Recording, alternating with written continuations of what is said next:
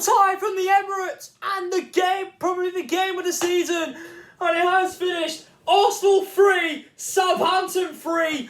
What a dramatic evening of Premier League football, and not just in the relegation battle, but in the title race as well. And oh my god, right, I need to calm down because honestly, right, I have just been streaming the game with my mate, and oh my god, and my dad, right, my dad put 30 quid on the bet for Jesus to the shot target, but he didn't. But until he realised that he actually had a shot target. Fuck's sake. What was that? I don't know. Yeah, hope you guys enjoyed this video. Smash a like, subscribe, get notifications on. Yeah, wow. The 2 quickest early goals in the Premier League this season have been conceded by Arsenal. Obviously, Philip Billing scored inside nearly 10 seconds when Arsenal played Bournemouth. Whilst obviously Carlos Alcaraz scored in the first 28 seconds. And obviously, a few minutes later, Theo Walcott, old Arsenal boy, but Arsenal... Oh my god. Go again! I meant Theo Walcott, the old Arsenal boy, had put Southampton 2-0 up. And obviously Gabriel Martinelli put one back, and obviously Katuchika, the man that Southampton side from Marseille. I'm gonna find something. I'm gonna explain why I found winning during the game in a minute. But that obviously I thought in the first half, right. I kind of say either Arsenal were all over Southampton, but the thing is that Southampton looked like they wanted it more because Southampton really needed more. Yes, Arsenal are going for the title. But if you look at Southampton, they're fighting for their life in the Premier League. Like they after this result, right, Southampton are still bottom of the Premier League. But if they would have won, they would have leapfrogged Leicester would have been bottom of the league before their game against Wolves tomorrow afternoon. You know what? This game's just been absolutely extraordinary, absolutely incredible, and obviously, yeah, Kuchkar put Southampton 3-1 up, and obviously 2 late goals. Obviously, Martin Odegaard and obviously Bukayo Saka. Obviously, Arsenal should have won it. Arsenal should have won it, but at the end of the day, you gotta give credit to Southampton because they played so well tonight. Even though it is now pretty likely, in my opinion, that Southampton are gonna go down, but in all fairness, though, they're only 3 points adrift though from safety. But their goal difference, though, well, Nottingham Forest have got the worst goal difference out of all of the 20 teams in the league, with minus like 32 or something like that. But speaking of Southampton and relegation battle, they got a huge game against Bournemouth next Thursday, which is going to be vital. If Bournemouth at least get a win from there, I feel if Southampton do not at least win on Thursday, then they are screwed. Because yes, it is a great point though for them, nevertheless. But really, they needed to win. They need to start winning games now and fast. Southampton, if they were to even stay in the Premier League. But at the end of the day, right? I don't know what to say because yes, it is definitely 2 points dropped by Arsenal. Even though they're 5 points clear of City now.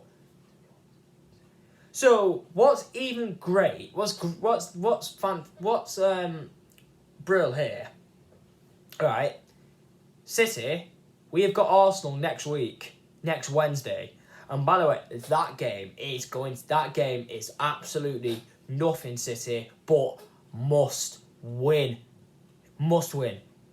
If Arsenal win that, they can go 8 points clear of us. But if we win, we go 3 points behind, but with a game in hand. On Arsenal. Right? This season has just proved, once again, right, that the Premier League is just the best league in the world. Yes, You know what, right? You know what? If this was Liverpool, Southampton, right? At least you've actually done us a favour this time. Or like last year, you didn't. What's mad, right? Before the final day, I think it was one Tuesday or Wednesday night, Liverpool had a game against Southampton at St Mary's. If they would have lost, City would have won the league. City would have been crowned champions. Because of, I think Liverpool dropped points 2 weeks before. 2 weeks before against Spurs. Even though I'm not linking it to Liverpool, but I'm talking about the title race. We also kind of links with last season's title race in a sense because of Liverpool. You know, because how tight it was between us and Liverpool last year. The bet. And what's crucial here now, we've played Southampton twice in the league, by the way, not in the cup. We won both games convincingly, 4-0 and 4-1. 4-1, right? But our Arsenal starting to crumble. That's the issue that I've got with them. That's the issue I've got here. Well, yeah, past 2 games, they slumped 2-0 leads, right? But Liverpool, fair enough. They've got something from Anfield, which they rarely have done for years. So Arsenal would have been great. Would be proud of that result. The first half of that game absolutely battered Liverpool. They absolutely annihilated them. But second half, it was just all Liverpool. And if Liverpool would have beaten them, then who knows? Who knows today how today would have came. West Ham last Sunday, 2-0 up, and yes, right, West Ham, they're fighting for their lives as well, themselves. But the squad that West Ham have got, they should be nowhere near down there. They should be nowhere near down relegation. But they're still in the Conference League. Other than City, of course, who are still in the Champions League, West Ham are the other English club that's still left in Europe. Big up to West Ham. But actually, we still got to play West Ham ourselves as well. West Ham, in fact, is actually one of our games in hand. Brighton as well. That's another one of our games in hand. But Brighton away, it is a tough game. Brighton is a tough place to come to, because with Brighton, we've seen it so many times this season. They can perform against the big teams. They can perform. So, like, even though they lost 3-1 to City earlier in the season, but 3-3 at Anfield, 3-0 against Liverpool at their place, 2-1 on the opening day against United, which in fact I already did a video on it earlier in the season. Chelsea, even though Chelsea aren't a big team this season, but they still are one of the big clubs. Spurs, Brighton did get robbed against Spurs. I think they beat them at their place. I'm not sure. Have Spurs still played Brighton at their place? At White Hart Lane?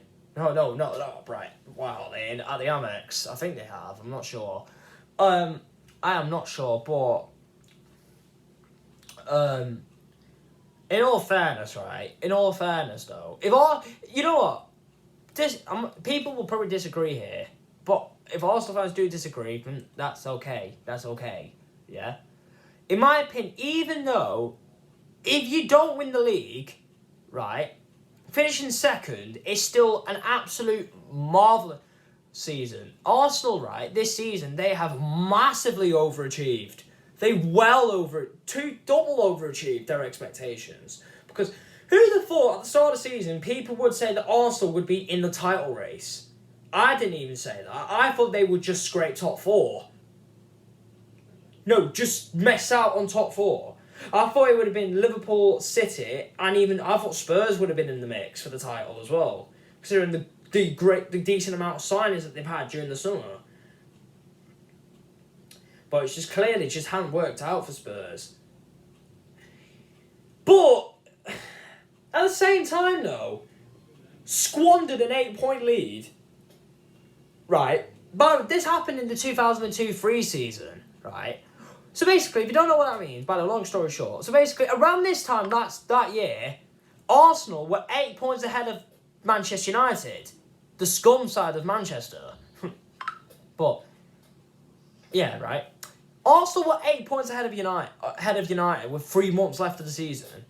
And you know what Arsenal done? They bottled it, and they in fact lost the league on the penultimate game of the season to a team that were fighting for survival, right? Arsenal this year have got Nottingham Forest in their penultimate game, but away from home this time.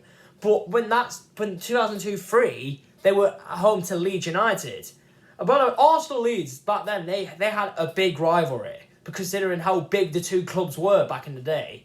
Back then, obviously Leeds had to win to ensure safety, but if they didn't, they would be in the mix for the relegation battle. Come down to the final day, of the season that year. But at the end, United won the league. So who knows, right? Who knows? If Arsenal really crumble now, who knows? Could City even win the league before the final day? Who knows? By the way, it's going to take one slip-up from either us or Arsenal that guarantees one of us the title. I'm going to say that for a fact.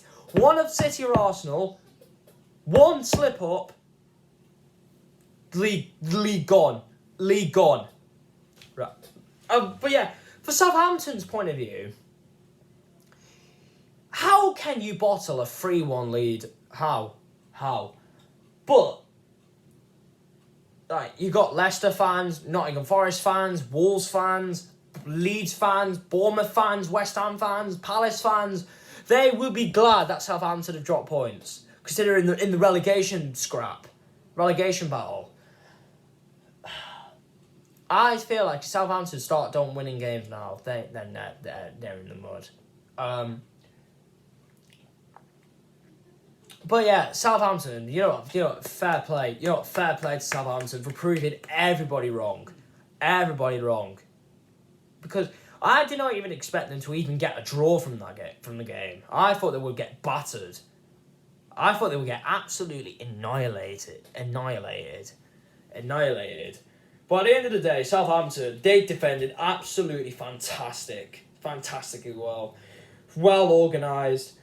Yeah, what I found weird, right? Jan Benderek, obviously he went off, because apparently a concussion substitution, but in fact it weren't really a concussion sub. Very weird. But yeah, guys, I'm gonna have a rest now. I'm gonna go on call, and yeah, obviously I'll be back for full-time reactions for City, Sheffield United, and maybe if Wrexham clinch promotion to the Football League, I will do a video related to the Wrexham game.